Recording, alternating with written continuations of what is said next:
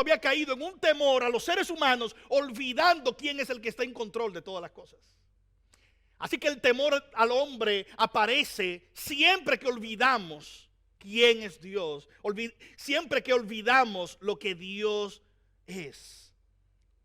Jesús habló entonces de lo contrario al temor al hombre, el temor a Dios. En Mateo capítulo 10, versículo 28, es uno de los pasajes más claros de Cristo hablando sobre esto. Él les dijo a sus discípulos: no teman a los que matan el cuerpo, pero no pueden matar el alma. Más bien teman a aquel que puede hacer perecer tanto el alma como el cuerpo en el infierno. No le teman a los otros seres humanos, teme a Dios. Él es el que tiene poder para decidir tu eternidad. Aquí temor es reconocimiento a aquel que tiene autoridad eterna sobre tu vida y sobre mi vida. Pero cuando nosotros vemos este pasaje, nosotros vemos lo que el Espíritu hace. Solo el Espíritu de Dios, por medio del valor que Él infunde, puede reemplazar en nuestras vidas el temor al hombre por el temor a Dios. Y eso es exactamente de lo que este pasaje nos habla. Déjenme solo refrescarles la memoria. Solo semanas han pasado desde el momento que el Señor Jesucristo entregó su vida. Jesús fue arrestado mientras estaba con sus discípulos, pero sus discípulos se apartaron de él. Y uno de esos discípulos fue Pedro. Y Pedro había sido profetizado por el mismo Cristo que en su fuerza humana él no podría ser fiel. Él le dijo al Señor Jesucristo: cuando tú bebas de esta copa tan difícil, yo puedo beber también. Y Jesús le dice: Pedro, tú no puedes, tú no lo harás. No se trata de tu fuerza ni de tu poder. Así que Jesús fue arrestado. Y entonces Pedro se encuentra, Lucas capítulo 22, versículos 54 al 62, nos hace el recuento. Pedro está allí y antes de que el gallo cantara, es decir, no había pasado ni siquiera 4 vigilias, cuando Pedro estaba negando al Señor, no una vez, no 2 veces, no simplemente esas ocasiones, 3 veces negó al Señor Jesucristo. Y negó al Señor cuando una sirvienta del sumo sacerdote le preguntó. Negó al Señor cuando vino alguien de los que paseaba alrededor viendo qué estaba sucediendo. Negó al Señor cuando fue cuestionado vez tras vez por las personas en el patio de la casa del sumo sacerdote. Sin embargo, ese temor al hombre de Pedro, ese temor a lo que le iba a pasar, cambió drásticamente cuando el Espíritu Santo le llenó. Y este pasaje nos habla ahora de la segunda cara de la moneda. ¿Qué sucede cuando el Espíritu Santo llena a Pedro? Recuerden, la semana pasada estuvimos viendo a Pedro y a Juan caminando hacia el templo y el Señor obrando un milagro a través de ellos en un hombre minusválido, un hombre que desde su nacimiento estaba postrado, ahora es levantado, y eso trajo como efecto lo que dicen los versículos 1 hasta el 4. Primero, Pedro se había levantado y predicado el evangelio, y entonces como testimonio de eso el Señor salvó miles de personas, unos 2,000 hombres, y ahora la iglesia crece hasta 5,000, y lo que nosotros esperamos aquí es que todo el mundo esté aplaudiendo, que todo el mundo esté celebrando. ¡Wow! Increíble, Dios está salvando. Pero no sucede de esa manera. No sucede de esa manera. Lo que sucede es que se le echan encima, los buscan para atraparlos. ¿Quiénes?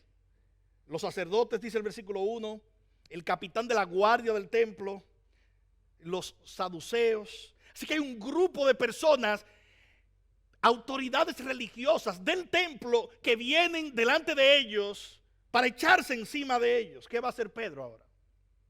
¿Qué va a hacer Juan? Ellos van a hacer lo que hacen aquellos que el Espíritu Santo ha llenado. Ellos no tienen temor al hombre, ellos tienen temor a Dios. Y hay varias maneras en las que ese temor a Dios se evidencia en este pasaje. Lo primero, el temor a Dios se evidencia en tu disposición, en la disposición de los discípulos de Cristo para responder cuando se pide razón de su fe. Miren los versículos 5 hasta el 9. Sucedió que al día siguiente se reunieron en Jerusalén, lo atrapan, pasa un día, se pasan la noche detenidos y ahora ellos van a enfrentar el Sanedrín. ¿Qué era el Sanedrín? El Sanedrín es la máxima autoridad judicial y política del pueblo judío, formada por el sumo sacerdote, formada por las autoridades religiosas y las autoridades que gobernaban políticamente a todo Israel. Ahora no es la sirvienta del sumo sacerdote, ahora es el propio sumo sacerdote enfrentando a ese mismo Pedro que semanas anteriores ha negado al Señor Jesucristo.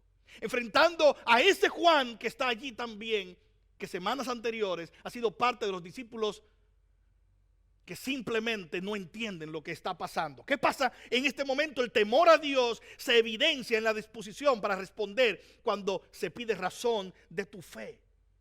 Ellos tienen una pregunta, versículo 7. Poniendo a Pedro y a Juan en medio de ellos, les interrogaban: ¿con qué poder o en qué nombre han hecho esto? Fíjense que hay un gran inconveniente. Los saduceos es uno de los partidos políticos que existía en Israel en ese momento. Estaban los fariseos, estaban los saduceos. Los saduceos eran diferentes a cualquier otro. Estaban los fariseos, los saduceos, los celotes, estaban los herodianos, estaban los esenios. Pero los saduceos son diferentes a todos los demás grupos porque ellos no creen en la resurrección, no creen en los espíritus, no creen en lo sobrenatural. Pero Pedro está hablando de Cristo, que Él resucitó entre los muertos. Y los saduceos son los que están atados al templo y a tratar de agradar a Roma, que está gobernando Palestina en ese momento como el imperio reinante. Así que tienen temor político de que no se arme un escándalo, porque eso les pondría en la posición de perder cierto grado de relación con el imperio romano. Estos son los saduceos. Así que los saduceos vienen, el sumo sacerdote salía de los saduceos, Caifás era el sumo sacerdote, pero Anás, su suegro, siempre estaba allí porque se decía que él era el que gobernaba. Y ahora vienen delante de los discípulos a preguntarle: ¿qué es lo que ustedes están haciendo? ¿Qué es lo que ustedes están anunciando? ¿Con qué poder o en qué nombre han hecho eso? No es una pregunta que espera una respuesta. Es simplemente: nosotros somos los que damos permiso. No le hemos dado permiso a ustedes. ¿Quién le dijo a ustedes que ustedes podían estar en el templo proclamando un mensaje que no nos gusta a nosotros? Y ahora este mismo cuerpo, este Sanedrín, este grupo que regía toda Palestina, de hecho el mismo grupo ante quien nuestro Salvador Jesucristo se paró, ahora Pedro y Juan tienen que enfrentarse a ellos. ¿Cómo lo harán? El temor a Dios se evidencia en la disposición para responder cuando te piden razón de tu fe. Cuando alguien te pregunta: mira, yo te he visto con una Biblia, yo te he visto hablando del Señor Jesucristo, tú eres un cristiano, ¿qué es lo que ustedes creen? ¿Qué es lo que tú profesas? Y a ellos se le están preguntando: ¿y en nombre de quién ustedes están hablando? ¿Quién les dio permiso para hablar? Esta es una gran oportunidad. ¿La aprovecharán? Versículo 8. Entonces Pedro, lleno del Espíritu Santo, les dijo: gobernantes y ancianos del pueblo, si se nos está interrogando hoy por causa del beneficio hecho a un hombre enfermo, de qué manera éste ha sido sanado, sepan todos ustedes y todo el pueblo de Israel que en el nombre de Jesucristo el Nazareno, a quien ustedes crucificaron y a quien Dios resucitó de entre los muertos, no me importa que tú no creas en la resurrección, Cristo resucitó, es lo que le está diciendo. A ustedes le causa comezón cuando oyen la palabra resurrección. Pedro dice: aquí no hay temor al hombre, aquí hay temor a Dios. Déjenme decirle algo: Cristo resucitó. Tu temor a Dios evidencia la manera como tú respondes. No hay vergüenza, hay verdad. Pero tu temor a Dios se evidencia también en el reconocimiento de la soberanía y exclusividad de Cristo sobre la autoridad humana. Versículos 10 hasta el 12, mira lo que Él les dice: sepan ustedes y todo el pueblo de Israel que en el nombre de Jesucristo el Nazareno, a quien ustedes crucificaron y a quien Dios resucitó de entre los muertos, por él este hombre se halla aquí sano delante de ustedes. Hermanos, ¿recuerdan el minusválido? Está parado allí. Está frente a los líderes religiosos judíos y Pedro le dice, ok, déjenme dar un argumento de la verdad de la resurrección de Jesucristo. Ustedes lo conocen a él, ¿verdad? Mírenlo a él. La razón por la que estamos proclamando este mensaje y la razón por la que él está de pie es porque Cristo resucitó y un día él restaurará todas las cosas. La resurrección es la proclamación gloriosa del evangelio. Y Pedro entonces reconoce delante de ellos la soberanía y exclusividad de Cristo y le dice, este Jesús es la piedra que ustedes que están en el templo todo el tiempo. Y déjenme explicar un poquito. El templo era el símbolo de la presencia de Dios en medio del pueblo. Cuando tú lees todo el Antiguo Testamento, te vas a dar cuenta de que el templo representaba el lugar donde la presencia de Dios se encontraba con el pueblo de Dios. Por eso cuando el templo fue destruido, el pueblo quedó sin alma, sin identidad. Su Dios, la relación que tenían con su Dios, para ellos ahora estaba lejano. Pero Dios les había dicho, mi gloria abandonará el templo por causa de vuestro pecado, pero yo no los dejaré así. Y un día Cristo entró en la historia. Y Jesús se puso de pie y mirando el templo en Jerusalén, otro templo que había sido construido por Herodes, mirando ese templo dijo, este es el templo. Ustedes le llaman templo a esto, pero la presencia de Dios ya no mora ahí. Ustedes han convertido esto en una cueva de ladrones. Ustedes tienen esto y esto donde se supone que la presencia de Dios está, pero no está la presencia de Dios. Hay religión, pero no está Dios. Hay ritos, pero la presencia de Dios no está. Y Jesús le dice, yo soy el templo.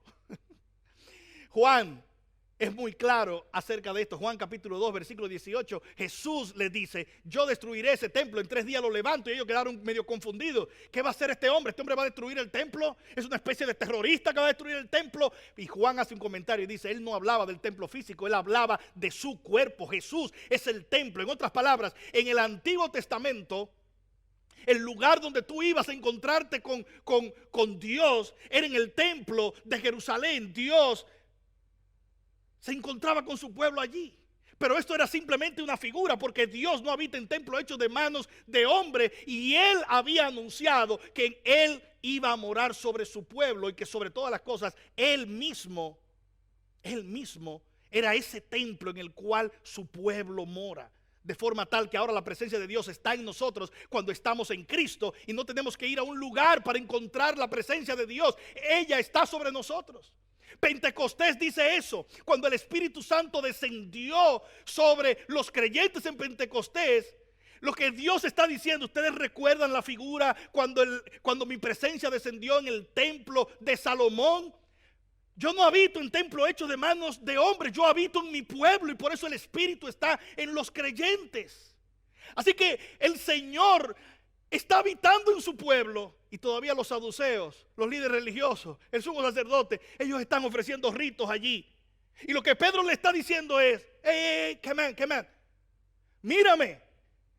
Ustedes no se dan cuenta que no está allí. Ustedes no se dan cuenta que la presencia de Dios no está allí. Cristo vino, caminó entre nosotros, vimos su gloria, gloria como del unigénito del Padre. Dios entró en nuestra historia. Ustedes no lo vieron, lo mataron, pero Él no quedó sujeto a la muerte. Él se levantó de entre los muertos y es por su presencia que no está en ese edificio de ustedes, sino en nosotros que este hombre camina.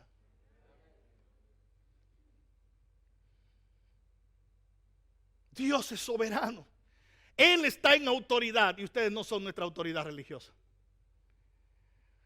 Y déjenme decirle algo más, dice Pedro, versículo 12. Uno de los textos más hermosos. Si nunca has memorizado un versículo bíblico, tengo uno para ti. Hechos 4:12. En ningún otro hay salvación, porque no hay otro nombre bajo el cielo dado a los hombres en el cual podamos ser salvos. Cristo es ese nombre.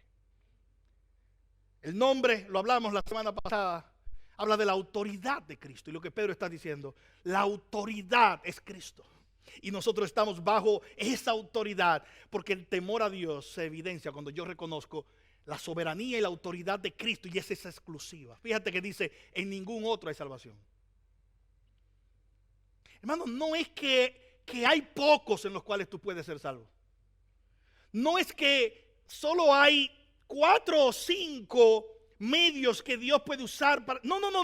Él está diciendo claramente la Escritura. Pedro lo proclama y dice, en ningún otro hay salvación.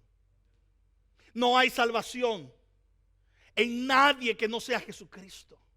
Por eso proclamamos nosotros este mensaje. Pero eso es vital para entender. La iglesia no te salva. Portarte bien no te salva. Los diplomas no te salvan. Hacer las cosas como tú crees no te salvan. Tu familia no te va a salvar. Solo Cristo salva. Cualquier camino que tomes que ponga en juicio tu relación con Cristo es condenatoria. La relación con Cristo y la sujeción a Él es lo que la Escritura le llama temor a Dios, entendiendo y reconociendo su sabiduría y exclusividad.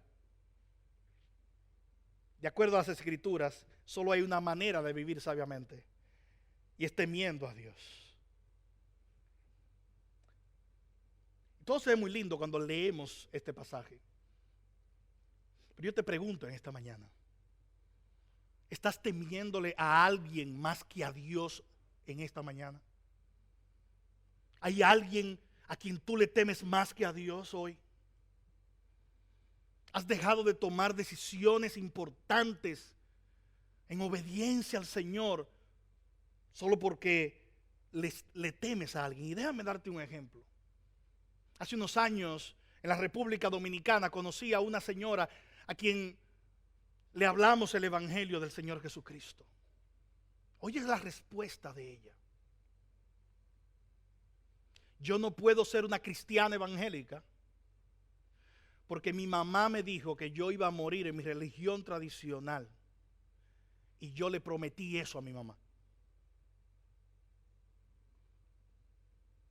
A lo que nosotros le dijimos, podemos hablar con tu mamá, queremos hablar del evangelio también a ella. No, mi mamá murió hace 20 años. Déjame ponerte en contexto. Aquí hay una persona que está diciendo, yo no puedo tener una relación vibrante con Cristo.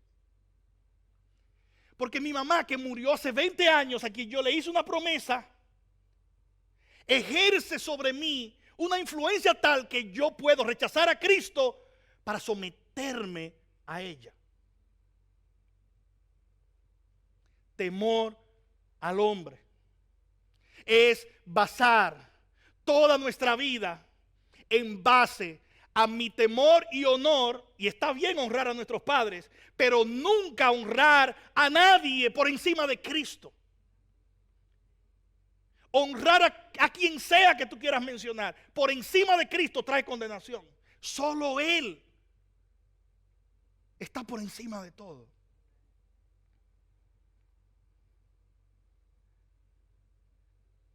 Y hay personas que dicen, yo puedo atender a una iglesia, pero yo no me puedo bautizar. Porque yo no quiero, porque eso ofendería a mi familia. Temor al hombre. Yo quisiera de verdad, yo sé que este es el camino. Yo quisiera entregarme al Señor. Pero mi tía me saca de la casa si ella sabe que yo soy un cristiano. ¿Y con qué cara miro yo después a mi familia? Temor al hombre. Solo el Espíritu cambiará tu temor al hombre por temor a Dios. El temor al hombre te atará, el temor al hombre traerá sobre ti toda la falta de paz, toda la falta de gozo, pero peor aún, traerá condenación eterna para tu vida, porque rechazar a Cristo significa tú no tienes a aquel que salva. Estás cediendo a un grupo solo para no ser el raro de tu escuela, para no ser el raro o la rara en tu trabajo. Estás cediendo temor al hombre. El Espíritu de Dios nos da la valentía para que el temor al hombre sea puesto a un lado y aparezca entonces el temor a Dios. Mi oración ha sido que hoy el Espíritu Santo te llene, porque el Espíritu nos da una valentía que sustituye el temor al hombre por el temor a Dios. Ahora, mire el pasaje una vez más, versículos 8 y 9. Entonces Pedro, lleno del Espíritu, les dijo: gobernantes y ancianos del pueblo, si se nos está interrogando hoy por causa del beneficio hecho a un hombre enfermo, ¿de qué manera éste ha sido sanado? Si se nos está interrogando por eso, miren, este hombre está sano. Yo quiero hacerte una pregunta en esta mañana. ¿Cómo alguien puede ver a un hombre cojo, minusválido de nacimiento, por más de 40 años y todavía no creer? Rechazar a Cristo. Peor aún, perseguir a los que predican la verdad y a aquellos que Dios está utilizando. ¿Cómo alguien puede hacer eso? La respuesta nos permite ver el segundo atributo de la valentía que el Espíritu da. ¿Cuál es ese segundo atributo? El Espíritu nos da una valentía que sustituye el celo religioso por una relación con Dios. Fíjate, celo religioso no es valentía. Fanatismo no es valentía. Arrogancia no es valentía. El Espíritu nos da una valentía que sustituye el celo religioso por una relación verdadera con Dios. Y lo que quiero presentarte, yo creo que aquí tenemos un caso maravilloso. Tenemos de un lado líderes religiosos y del otro lado tenemos a los apóstoles frente a frente. ¿Cuál es la diferencia entre ellos dos? Ambos hablan de Dios. Los líderes religiosos dicen que ellos son la voz de Dios. Los apóstoles dicen que cuando ellos hablan es el Espíritu de Dios hablando a través de ellos. ¿Cuál es la diferencia entre ellos? Eso es interesantísimo. Y es una tremenda evaluación para ti hoy que el Señor te da para que tú puedas ver qué tienes tú, celo religioso o valentía del Espíritu. Déjenme mostrarte estas diferencias en el pasaje. Este es un caso, vamos a estudiar juntos este caso. Líderes religiosos versus los apóstoles. Celo religioso, miren cómo se ve aquí. Los saduceos, líderes religiosos, adinerados, asociados al templo, están allí. ¿Por qué están allí en este momento? ¿Por qué están allí hablando con Pedro y Juan? ¿Por qué están allí junto con todo el pueblo? Por miedo. Miedo a perder favores del Imperio Romano. Miedo a que haya un escándalo y ahora se ponga la situación política difícil para ellos. Miedo porque se está hablando de algo que a ellos no les gusta. Miedo. Celo religioso. Pedro y Juan, ¿por qué están allí? Por hacer aquello que Cristo les llamó a hacer. Vayan por todo el mundo, comiencen en Jerusalén y proclamen el evangelio. Así que ambos dicen proclamar a Dios, pero solo uno están allí haciendo lo que Dios dice. El celo religioso te pondrá allí a hacer lo que el hombre quiere que tú hagas. El Espíritu te pondrá donde te ponga a hacer la voluntad de Dios. Segunda diferencia, el Sanedrín. Me llama la atención, versículo 7. Cuando tú lees ese versículo 7, oiga lo que dice. Poniendo a Pedro y a Juan en medio de ellos, le interrogaron: ¿con qué poder ustedes hacen eso? Fíjate, es el poder de Dios y ellos son los líderes religiosos que dicen hablar en nombre de Dios y ellos no saben lo que Dios está haciendo. ¿Y quién será que está obrando a través de ustedes? Ay, ustedes no conocen a Dios. Ustedes dicen hablar en nombre de Dios. Ustedes tienen una Biblia. En ese caso, la Biblia del Antiguo Testamento.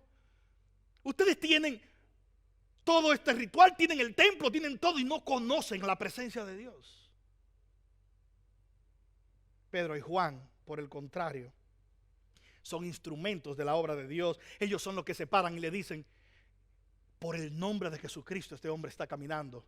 Ellos son los que se paran y dicen: el Espíritu dice por medio de David que Cristo es aquel que debía venir, que Él es aquel contra el que las naciones se levantarían y los reyes tratarían de enfrentar su reino, pero que el Señor se reiría de ellos. Y nosotros estamos aquí para proclamar el evangelio. Sanedrín, volvemos aquí. El celo religioso, confusión, dejado sin argumento. Versículo 14, viendo de pie junto a ellos al hombre que había sido sanado, no tenían nada que decir en contra. Eso es un cumplimiento de Lucas capítulo 21, cuando el Señor le dice a los discípulos: y ustedes estarán puestos delante de reyes, delante de gobernantes, delante de diferentes autoridades. No piensen que van a decir, porque el Espíritu Santo llenará su boca y cuando ustedes hablen ellos no tendrán palabra. Y ahora Lucas puede escribir con todo el gozo del mundo y decir, cuando ellos se pusieron de pie, le mostraron aquí el gozo. No había palabras. Hermano, ellos siguen abrazando una religión aun cuando lo que ellos están viendo es contrario a todo lo que ellos creen. No cultives el celo religioso, cultiva una relación con Dios. ¿Qué voy a creer? Ay, lo que me enseñaron desde chiquito. Esa no es una muy buena forma de caminar. ¿Qué voy a creer? Bueno, yo voy a quilosar mi vida porque esto fue lo que me dijeron. No, ve a la palabra de Dios, ve lo que ella dice. Y si es diferente a aquello en lo cual tú fuiste instruido, tu temor a Dios tiene que primar sobre tu temor al hombre, y una relación con Dios está por encima de cualquier celo religioso. Ve a la palabra de Dios y dile, Señor, yo no sé, yo quiero saber cuál es tu voluntad. Yo me voy a someter a ti. Aunque eso signifique dar un paso hacia adelante y decir, estaba equivocado toda mi vida, ahora quiero caminar contigo, Señor. Yo quiero tener una relación contigo. Eso fue lo que estos hombres, líderes religiosos, no pudieron hacer. En su arrogancia, en su ceguera, rechazaron a Cristo y ahora rechazan a aquellos que tienen el mensaje de Cristo. Ellos están confundidos, son dejados sin argumentos. ¿Qué pasa con los apóstoles? Tienen un mensaje que hace crecer la iglesia a 5,000 personas. Y de hecho, cuando ellos lo ven, dicen, al ver la confianza de Pedro y Juan, se dan cuenta de algo. Esta eran gente sin letras, sin preparación. Esta gente no fue a la universidad de los sumos sacerdotes. ¿Pero dónde estudiaron teología esta gente? A ellos se les olvidó que ellos tuvieron el mejor maestro de todos. Ellos caminaron con Dios 3 años y medio. Dios estuvo con ellos, estuvo enseñándoles, y Él les dio su espíritu para que ahora hablaran con denuedo, hablaran con valentía. Y ellos están preguntando, pero nosotros nunca lo vimos en la clase de nosotros. Claro que no, porque la clase de ustedes es una clase hueca, vacía, sin el poder del espíritu, y ellos estaban caminando con Dios. Y ellos, viendo la confianza, reconocían algo, que ellos habían estado con Jesús. Ajá. ¿Y ustedes con quién habían estado? Siguiente, el Sanedrín, obstinación, muerte espiritual. Ese es el camino de la religión. Miren lo que dice el versículo 15. Cuando ellos ven el poder de Dios, oiga la idea que se le ocurre. Esto es el celo religioso. No es ver lo que ellos están diciendo, no es ir a las escrituras a ver si lo que ellos dicen es verdad. El celo religioso es este. Verso 15, después de ordenarle que salieran fuera del concilio, el Sanedrín, deliberaban entre sí, ¿qué vamos a hacer con estos hombres? Fíjate, en ningún momento ellos están considerando, señores, esto es verdad. Señores, vimos todo ese cojo de nacimiento. Señores, ellos están diciendo que estas son las escrituras que dicen eso. Pero en ningún momento ellos consideran ni las escrituras, ni los hechos, ni la evidencia, nada. Ellos tienen una sola preocupación. ¿Qué vamos a hacer para que esto no lo sepa más nadie? Oiga la idea.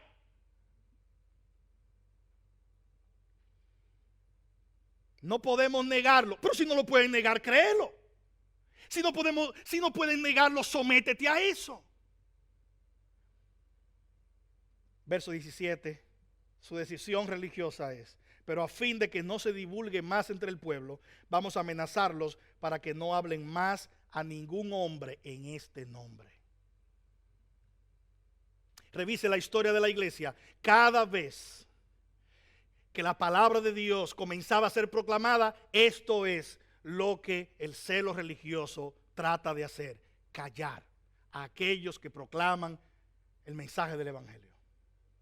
Cuando tú enciendas tu televisión al llegar a tu casa, eso es lo que el enemigo de la justicia, eso es lo que Satanás está tratando de hacer contigo y conmigo: hacernos callar. ¿Cómo vamos a hacer que la iglesia no hable? ¿Cómo vamos a hacer que la iglesia no proclame ese mensaje? Y mi intención aquí hoy, por el Espíritu, es una sola: que tú veas el Espíritu Santo, la valentía que Él da, y tú salgas de aquí hoy como un movimiento de creyentes hispanos que pueden salir a la calle con un solo grito en medio de ellos, y es: no nos vamos a callar. No nos van a cerrar la boca. Nosotros tenemos un mensaje y vamos a proclamar ese mensaje hasta los confines de la tierra. Cuando los llamaron, le ordenaron no hablar ni enseñar en el nombre de Jesús. Ajá. Los apóstoles, ¿qué hicieron? Nosotros tenemos una relación con Cristo. Esto no es algo que no lo aprendimos en una escuela dominical, es lo que ellos responden. Oiga la respuesta de ellos, versículo 9. Cristo es nuestro Señor. Pedro le dice, Pedro y Juan le contestaron: ustedes mismos juzguen si es justo delante de Dios obedecerle a ustedes, obedecer a Dios. Ustedes son líderes religiosos. ¿A quién obedecemos? ¿A Dios o a ustedes? Es simplemente sobre la mesa. Eso es lo que nos gusta el béisbol, es una recta 98 millas por hora entre el pecho.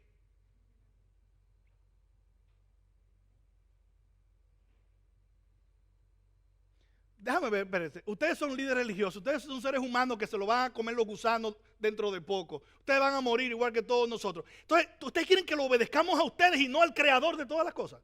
Esa es la lógica de ustedes. Jesucristo es nuestro Señor. De hecho, cuando tú estudias la historia de la iglesia, te das cuenta, esa es la respuesta que la iglesia siempre dio. Los primeros problemas de los creyentes, esta es la primera vez que estamos viendo la oposición a la iglesia, pero cuando tú le estudias la historia de la iglesia, te vas a dar cuenta, los primeros problemas de la iglesia en el Imperio Romano fueron por una sencilla respuesta. Uno de los saludos más característicos dentro del Imperio Romano era: saludos, César es el Señor. Él es el que gobierna, Él es el rey.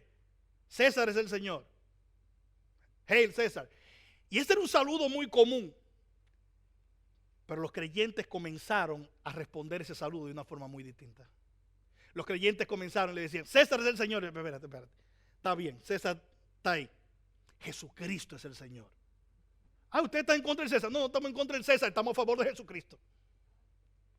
Nuestra autoridad es muy clara. Jesucristo es el Señor. Ningún ser humano es el Señor.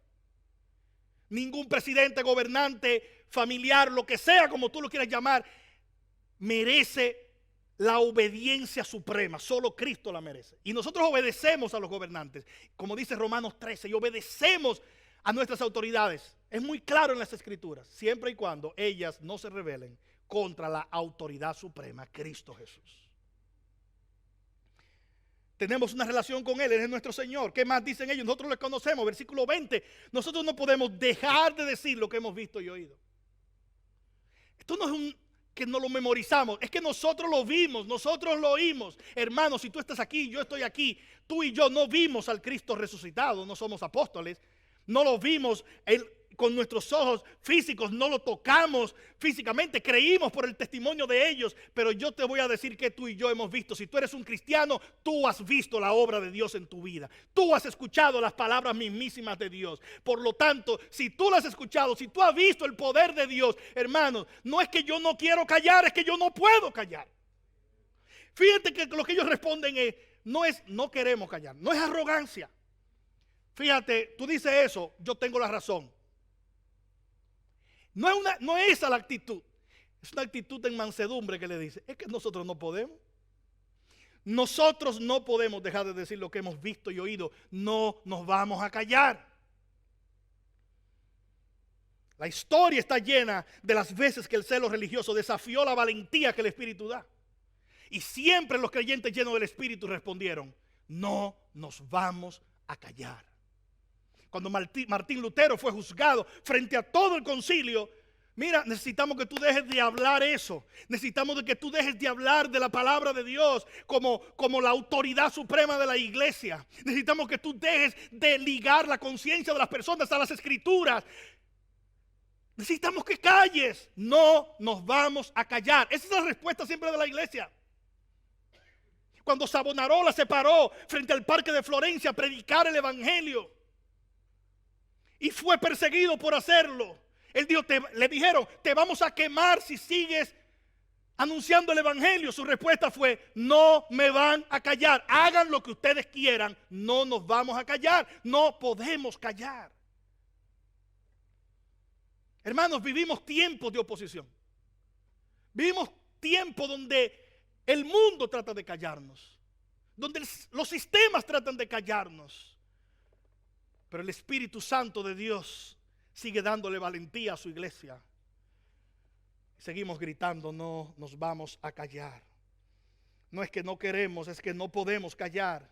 Es inmerecido, es demasiado grande lo que hemos recibido, es indescriptible lo que hemos recibido, es inescrutable lo que hemos recibido. Lo que Cristo ha hecho en mi vida y en la vida de muchos de ustedes no puede ser callado. Hermanos, que antes yo estaba muerto en mis delitos y pecados y Él me dio vida. Que mi vida no tenía sentido, ni propósito, ni gozo, ni paz, y Él me dio eso. ¿Cómo puedo yo callar eso? ¿Cómo puedes tú callar que antes estábamos muertos y ahora vivimos? Versos 21 y 22. Después de amenazarlos otra vez, los dejaron ir, no hallando la manera de castigarlos por causa del pueblo, miedo de ellos, porque todos glorificaban a Dios por lo que había acontecido, porque el hombre en quien se había realizado este milagro tenía más de 40 años, todo el mundo lo conocía.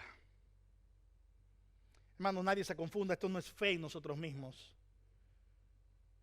El valor, la valentía que el Espíritu produce no levanta nuestra autoconfianza, sino la confianza en Dios. Es que este es su plan, y esto nos permite cerrar en esta mañana con el tercer atributo de la valentía dada por el Espíritu.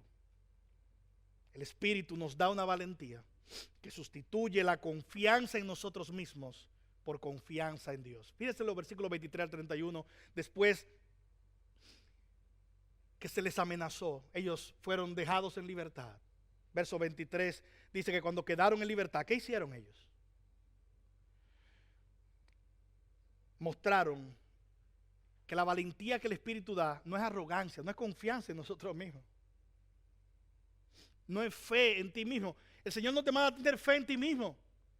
Ese es el discurso del secularismo hoy. Ten fe en ti mismo. No, no tengas fe en ti mismo, ten fe en Cristo. La valentía que el Señor da es confianza en Dios, confianza en lo que Dios ha prometido para su pueblo. Así que ellos van y se unen al pueblo. Por eso estamos aquí como iglesia. Dios gobierna en su iglesia. Él derrama su poder en su iglesia. Verso 23, cuando quedaron en libertad, se juntaron con los otros creyentes. Fueron a los suyos, dice. Hermano, esa es la comunión del Espíritu. No es, oye, qué bien lo hicimos. No, fueron a los suyos. Y les contaron todo lo que los principales sacerdotes y los ancianos les habían dicho. Así que es confianza en lo que Dios ha prometido para su pueblo, no solo para uno o dos. Segundo, es confianza que se expresa en oración devota que reconoce quién es Dios. No hay ninguna expresión que muestre nuestra dependencia de una forma más clara que la oración. Verso 24. Cuando salieron de allí, ¿qué hicieron? Oraron. ¿Cómo enfrentas tú la oposición? ¿Quieres tú resolver las cosas? Cuando alguien se opone a que tú prediques el evangelio, ¿qué tú haces? No, tú verás, yo lo voy a demostrar. ¿Qué?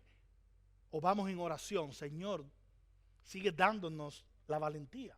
Verso 24, al oír esto, unánimes, alzaron la voz y dijeron: oh Señor, tú eres el que hiciste el cielo y la tierra, el mar y todos lo que en ellos hay. Es una confianza que se expresa en oración devota y que reconoce quién es Dios. Señor, el sumo sacerdote no es el rey. El emperador no es el rey soberano. Tú eres el rey soberano. Así oramos nosotros cuando oramos. Yo no oro dándole sugerencias a Dios. Tantos movimientos que andan por allí, ¿verdad? Que dice, cuando tú ores, dile al Señor, yo declaro otra cosa. Tú no ves eso en la palabra de Dios. Tú ves sumisión devota a lo que el Señor dice. Señor, tú eres el rey soberano. Nosotros no te decimos a ti qué hagas. Tú nos dices a nosotros lo que hagamos. Señor, tú eres el que hiciste el cielo y la tierra, el mar y todo lo que en ellos hay. ¿Qué más vemos? Es una confianza en Dios que se expresa en dependencia de la palabra de Dios. Y ellos dicen que por el Espíritu Santo por boca de nuestro padre David, tu siervo, tú dijiste que esto pasaría así, que se unirían en contra tuya. Es una confianza que se expresa en dependencia de la soberanía de Dios. Versículos 27 y 28. Señor, nosotros sabemos que aquí Cristo fue crucificado, que se unieron todos los que nunca se habían unido. Gentiles con judíos, Pilato con los líderes religiosos judíos. Todos estaban unidos para hacer el mal, para asesinar a Cristo. Verso 28. Ellos pensaban que estaban haciéndolo y nadie estaba en control, y ellos estaban en control. Verso 28. Lo que estaban haciendo era lo que tu mano y tu propósito habían predestinado que sucediera. Tú siempre has estado en control, aun cuando no lo entendamos. Hermanos, el momento más oscuro que este mundo ha vivido no es el que tú estás viviendo hoy, es el que en el momento en que nuestro Señor y Salvador estuvo en la cruz del Calvario, pareciera que Dios había pedido el control, y era cuando más en control Él estaba. Él estaba proveyendo por medio del sacrificio de Cristo la salvación que tú y yo necesitamos, y por eso ellos oran de esa manera. ¿Cuál es el propósito redentor de Dios? Mostrar a Cristo como el único que puede rescatarnos, limpiarnos, salvarnos y redimir el mundo caído en el que vivimos. Y Él usa a su pueblo para proclamar esto hasta los confines de la tierra. Fíjense cómo ellos terminan esta oración. Ahora, Señor, considera sus amenazas. Señor, nos están amenazando y ellos saben que vendrán más amenazas. Ellos saben que vendrán más oposición. Señor, pero permite que tus siervos hablen tu palabra con toda confianza. Yo creo que así es que debemos terminar este sermón hoy. Nosotros aquí hoy pidiéndole al Señor valentía. Ellos oraron en humildad: Señor, danos valentía. Señor, danos el hecho de que podamos predicar tu palabra con toda confianza, mientras extiendes tu mano para que se hagan curaciones, señales y prodigios mediante el nombre de tu santo siervo Jesús. Verso 31. Después que oraron, el lugar donde estaban reunidos tembló, y todos fueron llenos del Espíritu Santo y hablaban la palabra de Dios con valor. Ya tenían el Espíritu, recibieron ahora la llenura del Espíritu, una llenura del Espíritu. ¿Qué es la llenura del Espíritu? Es el Espíritu ahora tomando control absoluto de sus vidas. Y una de las señales claras es esta: pueden hablar la palabra de Dios con valor. Ya no era solo Pedro, ahora todos ellos. Yo creo que debemos orar así. Hermanos, ¿estás enfrentando oposición hoy? Ve al Señor en oración.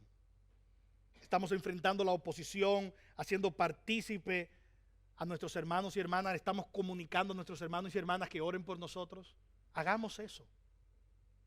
Estamos confiando en el poder de Dios y no en el nuestro. La Biblia nos demanda hacer eso. Y hoy el Señor nos está llamando a no confiar en nosotros mismos. Fíjense lo que ellos dijeron, Hechos 4:20, porque nosotros no podemos dejar de decir lo que hemos visto y oído. No nos vamos a callar. Finalizo con un llamado. ¿Eres un cristiano y estás aquí hoy? Solo si estás lleno del Espíritu vas a tener la valentía de la que nosotros hemos hablado en esta mañana para proclamar el Evangelio sin importar la oposición. Solo lleno del Espíritu podremos enfrentar la oposición sin temor al hombre. Solo lleno del Espíritu podremos enfrentar la oposición con valor. Ahora, probablemente tú estás aquí hoy y no eres un cristiano. Y tú dices, ¿qué tiene esto que ver conmigo? Yo estoy en el medio aquí. Yo no soy de lo que me está oponiendo, pero tampoco de lo que está sirviendo al Señor. Si estás aquí y no eres un cristiano, probablemente puedes tener una religión como los del Sanedrín tenían. Tú probablemente puedas tener una religión como la de este concilio religioso judío. Pero sin Cristo serás presa constante del temor al hombre. Sin Cristo serás presa constante de tener simples celos religiosos sin relación con Dios. Sin Cristo, sin que Él sea el Señor de tu vida, tienes una religión, no tienes una relación con Dios. Las consecuencias de vivir de esa manera son una vida arruinada, vacía de gozo, vacía de paz, con temor al futuro, con temor al presente, rompiendo relaciones, hiriendo a la gente que más amas. Pero peor aún, las consecuencias son la condenación eterna. Solo Cristo puede liberarte, solo Cristo puede darte vida. Si vienes a Él en arrepentimiento y fe, si cambias de dirección hoy y te entregas a Él. Escucha las palabras del versículo 12 como las últimas palabras de este sermón. En ningún otro hay salvación, porque no hay otro nombre bajo el cielo dado a los hombres en el cual podamos ser salvos. Que el Señor te dé una relación con aquel que es el único que da salvación, Cristo Jesús. Cristo Jesús.